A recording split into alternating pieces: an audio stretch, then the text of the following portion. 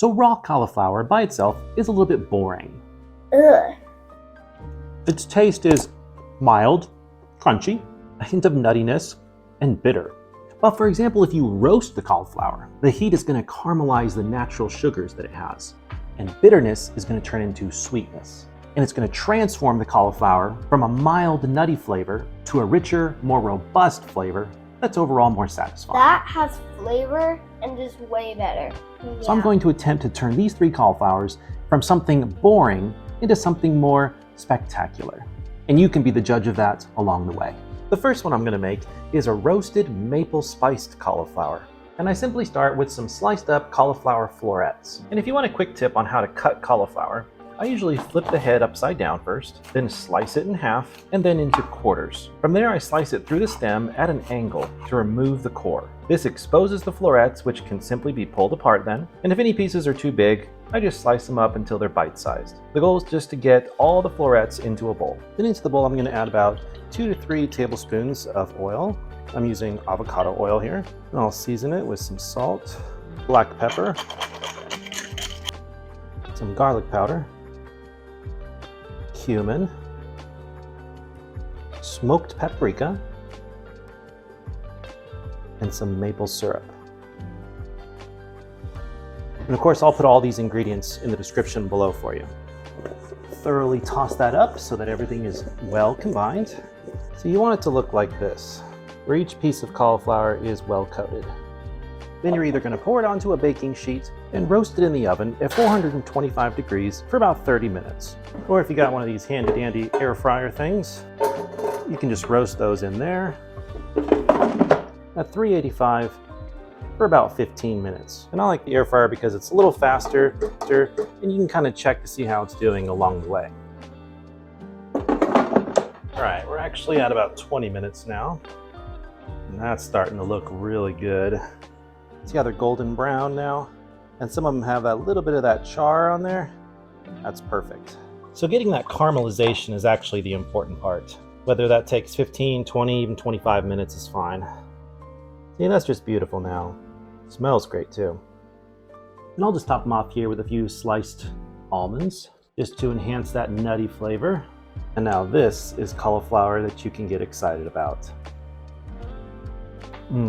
So much more flavor. That's delicious. That has flavor and is way better. Yeah. And I like how it's actually cooked. Right, next let's make some tacos. Now, this is an old recipe of mine that I haven't made in years, but I do remember that it was quite good. Now, I'm going to start off the same way with some cut up cauliflower florets here.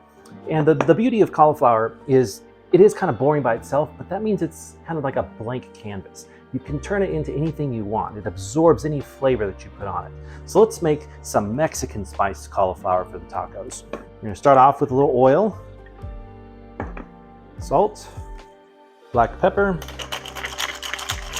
and a teaspoon of garlic powder, a heaping teaspoon of chili powder, heaping teaspoon of paprika, same thing with cumin, and the same thing with oregano.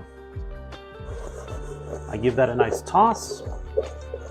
Then into the air fryer it goes to roast up until golden brown. Now my recipe calls for pickled red onions, which I don't have, so I'm going to do the next best thing, which is just a quick pickle. So I'm just going to stuff these thinly sliced red onions into a little jar. Then into that goes a pinch of salt, some sugar, and some vinegar. I'm using apple cider vinegar here. And I'll just shake that up, and these will be ready when the tacos are ready. Anything I don't use, I'll just leave it in the jar for another day. Now for the sauce, I have this fresh jar of mayo that I just made, and I want to make a chipotle mayo. So I'm going to add a chipotle to it, which is just a smoked jalapeno. I personally like this brand here because there's no unnecessary ingredients in here. No preservatives, no vegetable oil, just the chipotle peppers in an adobo sauce. So I'm going to scoop out one of these and place it right into my mayo, along with a little bit of that adobo sauce. Then I'm going to mix it up with this immersion blender.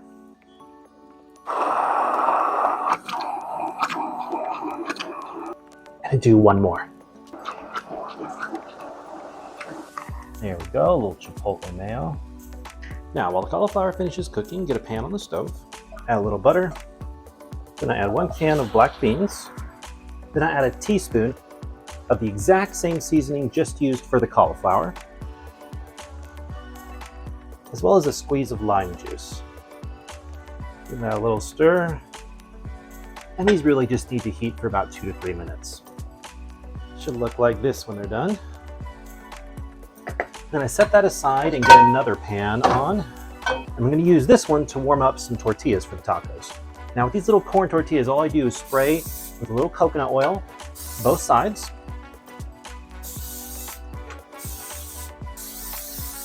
And these just need to toast over a medium heat for about 1 minute to 1.5 minutes on both sides.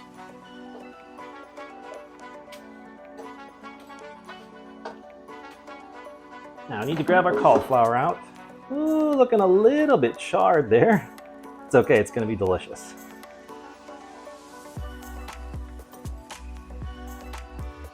Last but not least, we'll chop up a little fresh cilantro. All right, then it is time for assembly.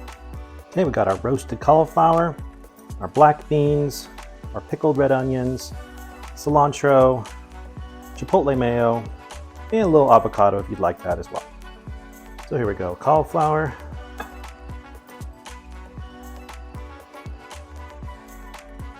Then our spiced black beans. Okay, a little bit of this quick pickled onion. I'll go ahead and put some of this avocado on there as well. Okay, then chipotle mayo. For some reason my squeeze bottle's not working very well. Oh, it's got a hole in it. Well, that's embarrassing. It's okay, we improvise. And some fresh cilantro. Now tell me honestly, would you eat these?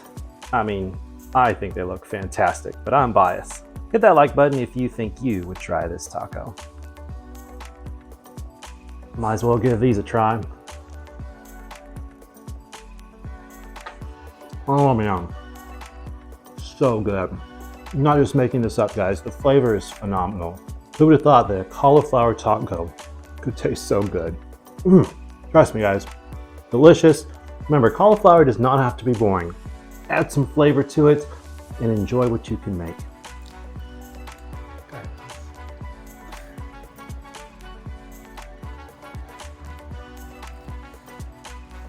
Now this one I've not made before yet, but I'm calling it a chicken cauliflower casserole. So first I just have some cauliflower florets all cut up here. And to that I'm just gonna add a little splash of oil. Just a little olive oil there. With this little season of salt, black pepper, and just a dash of oregano. Okay, now to that I'm gonna add some thinly sliced onion, about 4 cloves of crushed garlic, and then just over a pound of cut up chicken thighs, which I'm also going to season just a little bit. Same thing, salt, pepper, and some oregano. Touch of oil. Now I sent the kids out to the garden to pick tomatoes and they brought back these beautiful cherry tomatoes. So I'm going to place a bowl of those in there as well. Let's look at that color, those are beautiful. This is a good way for me to use up some of these cherry tomatoes that have just been exploding off of the plants. Just placing them in there whole. And next is some basil pesto. Now you can make your own basil pesto or you can just get it at the stores, no problem. Just gonna pour that over. And the basil's also from our garden. I'd say it's about 1/4 cup or so that I've made. Then I'm just gonna mix it all here. Try and get that basil pesto to blend with everything in the bowl. I also want to add some spinach to this, but I don't have any right now. So we'll just roll with this. This will get the job done though. And once everything is mixed well, I'm just going to transfer this to a baking dish. And this is going to roast in the oven at 400 degrees until the chicken is cooked and the cauliflower starts to get a little bit of that caramelization. So we'll see how long that takes. All right, it's been about 30 minutes now. Starting to get a little color there. Now I'm going to put some shredded Parmesan cheese on top. as well as a little bit of pepper jack cheese. It would have been faster if I just pre-shredded this. Then back into the oven for another 15 minutes. Okay, it's been 45 minutes now. Cheese is all melty, got some good color on that cauliflower. And finally, I'm just gonna get a couple lemon wedges and squeeze that over the top. So a little fresh lemon juice and some fresh basil leaves. Just sprinkle those on. And there you have it, chicken cauliflower casserole.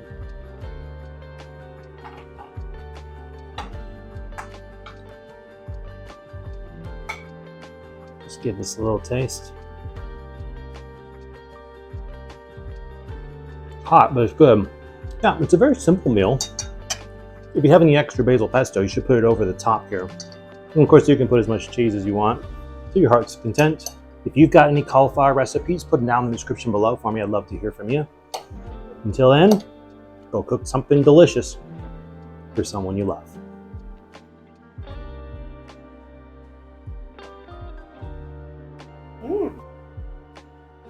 Perfect. I like how it has the little crunch in it. So much flavor. I need to have this every day. It's so good. Thanks, guys. I'm always trying to scooch in as much as I can without hurting myself. So that people can